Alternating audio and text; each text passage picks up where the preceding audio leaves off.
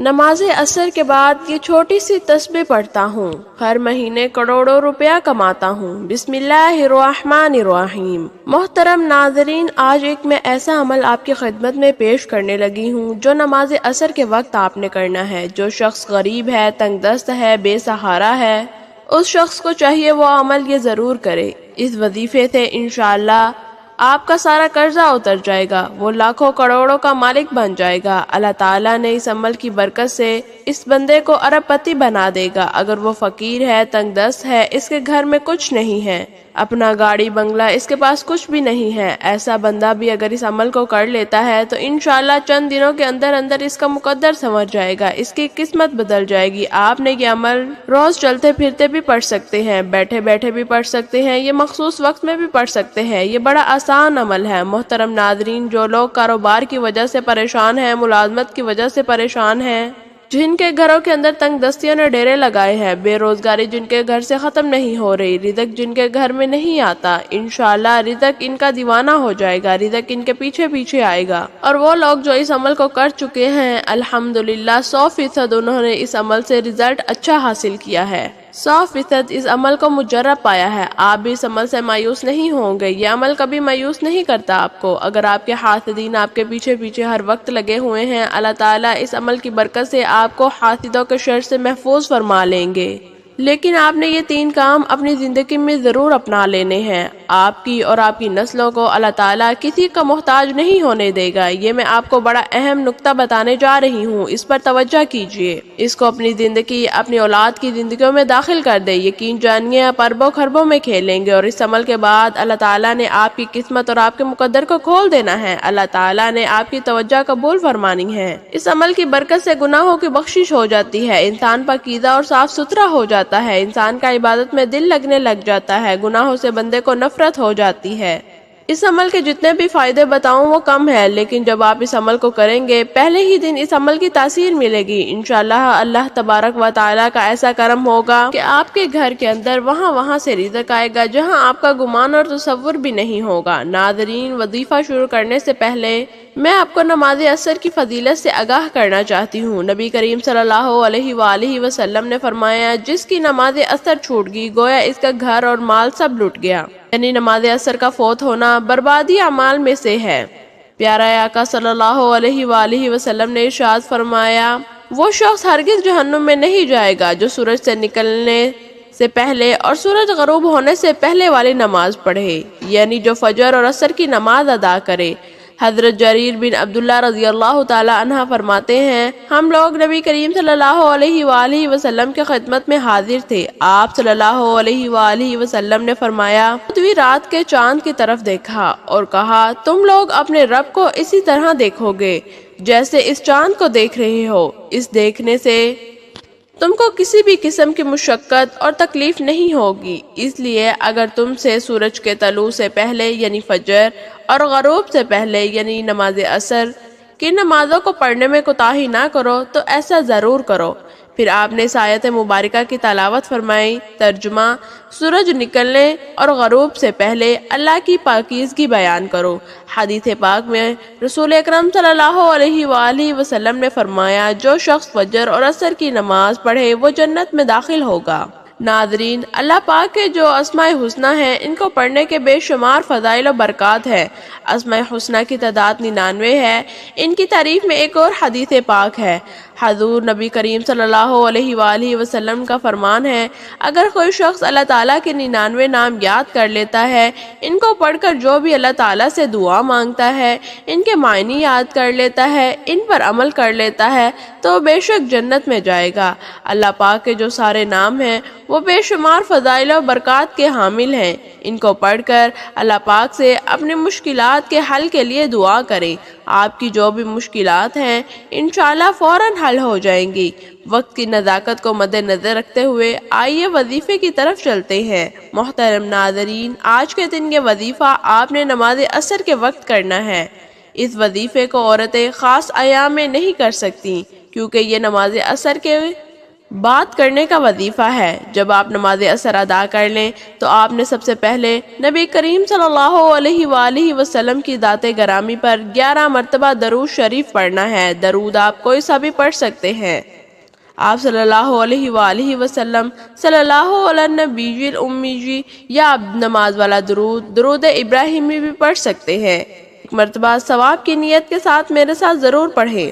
اللہم صلی علی محمد وعلی آل محمد کما صلیت علی ابراہیم وعلی آل ابراہیم انکا حمید مجید۔ اللہم بارک علی محمد وعلی آل محمد کما بارکت علی ابراہیم وعلی آل ابراہیم انکا حمید مجید۔ جب 11 مرتبہ آپ لوگ درود پاک پڑھ لیں، بڑے اطمینان سے، بڑے سکون سے پڑھیے گا، تو اس کے فوراً بعد آپ نے اپنے مقصد کی نیت کرنی ہے۔ ہر انسان کا مقصد الگ ہے، ہر انسان کی حاجت الگ ہے، ہر انسان کی خواہش الگ ہے۔ آج جس کو جو چاہیے، جتنا چاہیے، جیسا چاہیے، اپنے تمام مقصد کی نیت کیجئے۔ اگر آپ گھر چاہتے ہیں تو گھر مانگ لیں، گاڑی چاہتے ہیں گاڑی مانگ لیں، من پسند کی نوکری چاہتے ہیں اس کے لیے پڑھ لیں، شادی کے قرض سے نجات کے لیے پڑھ لیں۔ الغرض جو بھی آپ کا مقصد ہے، جو بھی آپ کی نیت ہے،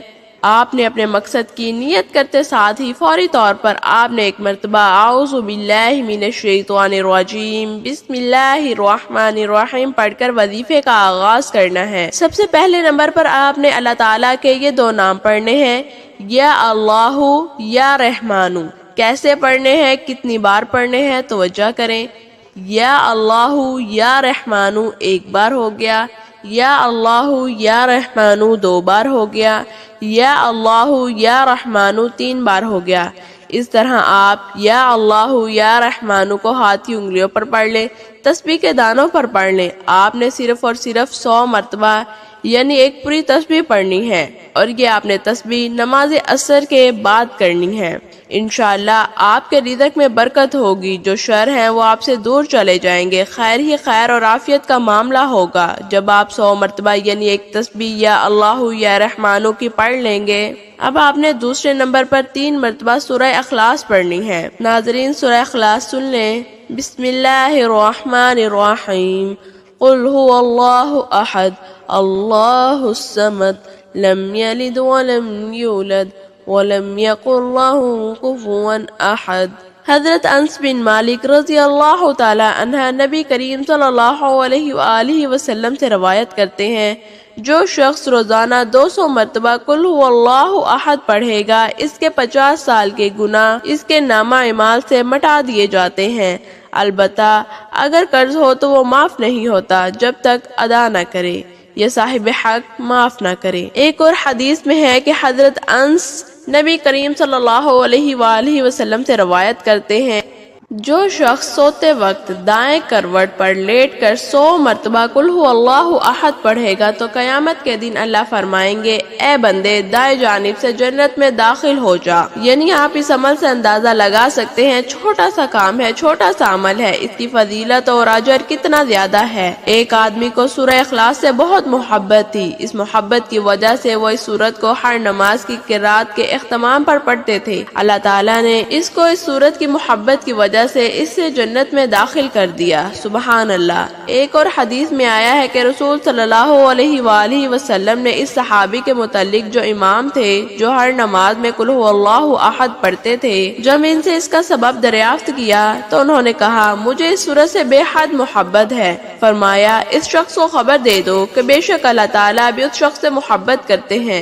اس کے علاوہ سورہ اخلاص کے بہت سارے فوائد ہیں۔ نمبر 1، اللہ رب العزت 300 غضب کے دروازے بند کر دے گا، مثلا دشمنی، قرضہ، فتنہ وغیرہ۔ نمبر 2، اللہ تعالیٰ 100 دروازے رحمت کے کھول دے گا۔ نمبر 3، اللہ تعالیٰ 300 دروازے رزق کے کھول دے گا، اللہ تعالیٰ غیب سے رزق عطا کرے گا۔ نمبر 4، اللہ تعالیٰ اپنے علم سے علم دے گا۔ نمبر 5، قرآن پاک پڑھنے کا ثواب ملے گا۔ نمبر 6، 50 سال کے گناہ معاف ہو جائیں گے۔ نمبر 7، اللہ پاک جنت میں 20 بنگلے دے گا۔ یہ وظیفہ کرنے کی خاص عصر کے بعد کرنے کی تاکید کی گئی ہے، اس لیے نماز عصر پڑھنا بے حد ضروری ہے، یعنی آپ نماز عصر کے بعد یہ وظیفہ کریں گے۔ اگر آپ نماز عصر نہیں پڑھتے اور یہ وظیفہ کر لیتے ہیں تو یہ وظیفہ کار آمد نہیں، اس لیے نماز عصر پڑھنا ضروری ہے۔ نماز عصر کے چند فضائل، اس کی اہمیت ہم آپ کی خدمت میں پیش کرتے ہیں۔ فرمان مصطفیٰ صلی اللہ علیہ وآلہ وسلم ہے، تم میں سے کسی کے اہل عیال میں کمی کر دی جائے تو اس لیے بہتر ہے جس کی نماز عصر فوت ہو جائے، اس کے علاوہ جس کی نماز عصر جاتی رہی، اس کا اتنا بڑا نقصان ہو گیا گویا اس کا خاندان اور مال سب تباہ ہو گیا۔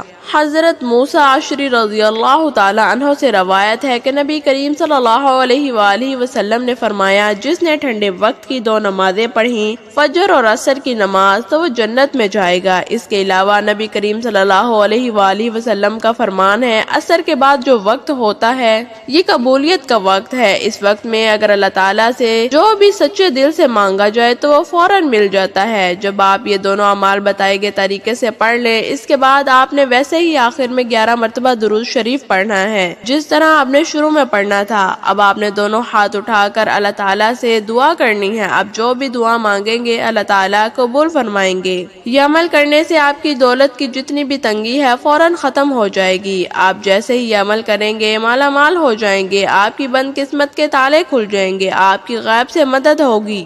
آپ یہ تسبیح بتائے گئے طریقے کے مطابق پڑھ لیجئے، میرا رب راضی ہو جائے گا، اتنا نوازے گا کہ آپ کی خود سمجھ نہیں آئے گی کہ کہاں کہاں سے دولت آ رہی ہے۔ جب آپ نے یہ عمل کرنا ہے، یہ وظیفہ کرنا ہے، انشاءاللہ ایسی جگہوں سے اللہ تعالیٰ رزق عطا کریں گے جہاں سے آپ کا گمان بھی نہیں ہے۔ یہ عمل ایسا مضبوط ہے، اگر بھکاری بھی کرے تو بادشاہ بن جائے گا، غریب کرے تو غنی ہو جائے گا، امیر ہو جائے گا، دولت مند ہو جائے گا۔ آپ اس وظیفے کو لازمی کیجئے، انشاءاللہ اس وظیفے کی بدولت آپ کی ہر حاجت پوری فرمائے گا انشاءاللہ۔ دعا ہے کہ اللہ پاک کو میرا سنانا، آپ کا سننا اپنی بارگاہ الہی میں قبول و منظور فرمائے، آمین۔ دوستو، اتنی لمبی ویڈیو بنانے کا مقصد صرف یہ ہوتا ہے کہ آپ کو اس عمل کی سمجھ لگ جائے۔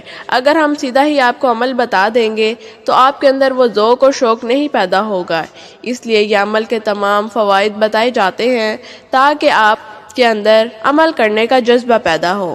تمام احباب سے گزارش ہے، اللہ تعالیٰ کے 99 ناموں میں سے کوئی ایک نام کمنٹ سیکشن میں ضرور لکھیں۔ اللہ تعالیٰ آپ کا حامی و ناصر ہو۔ جزاک اللہ، شکریہ۔